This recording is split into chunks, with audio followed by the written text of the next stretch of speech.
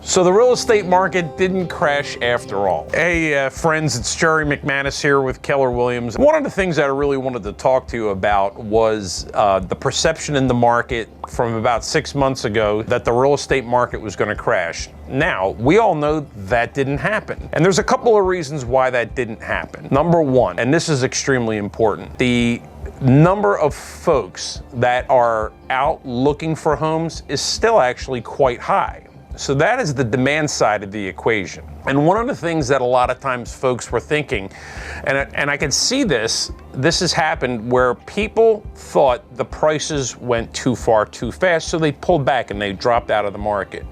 Well, those people are now re-entering the market. They're coming in and they're seeing what they've missed out on. Yes, prices are higher. Yes, interest rates are higher.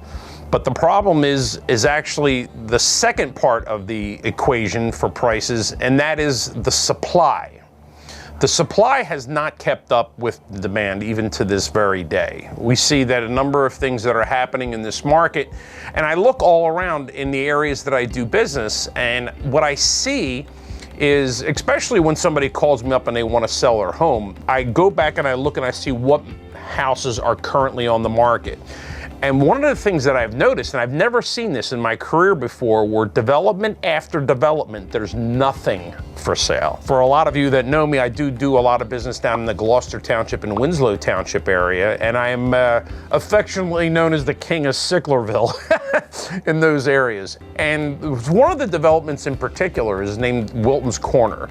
There's about 1,200 homes in that development between single-family homes and townhomes. And I almost fell off my chair when I was looking to do market analysis for some of these folks.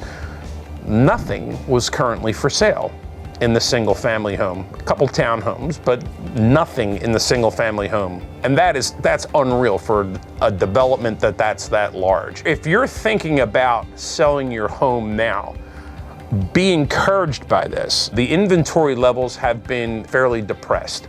And in that offers you the opportunity to be able to maximize the gains out of your house. But one of the other things that was very key to the supply side of the equation was, or I should say is, foreclosures. And I'm going to include a couple slides here because some of the chatter that's going on about real estate has the number of foreclosures up dramatically on a percentage basis this year versus, say, in 2021. Now, I'm going to challenge you to remember a couple things from that time.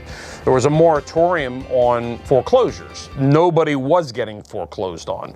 Now, all of a sudden, that's been lifted, and more folks are getting foreclosed on as a result, but it's still an extremely low historical level. And another reason for that there aren't so many foreclosures versus, say, back in the 2008 crash, is back in the 2008 crash, people didn't have an equity position in their home.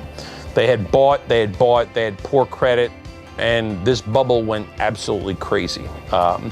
Now, what wound up happening over the last number of years is the prices of homes has gone up very dramatically, where people, even if they have not made a mortgage payment for 6 to 12 months, still have a large equity position in their home, where that wasn't the case before.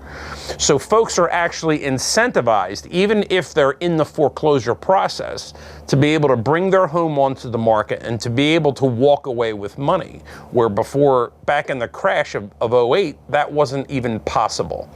So those are some things that I want you to consider with both buying and selling a home, is that the inventory levels do remain depressed. So that's an expectation for prices to be able to stay elevated. I want to thank you again for sharing some time. Please, whatever you do, hit the like button, hit the subscribe button, and we'll see you on the next video. Hey guys, don't forget to hit the subscribe button and notification bell. This way we can stay connected. Here's my contact information should you have any questions. Otherwise, I'll see you in the next video.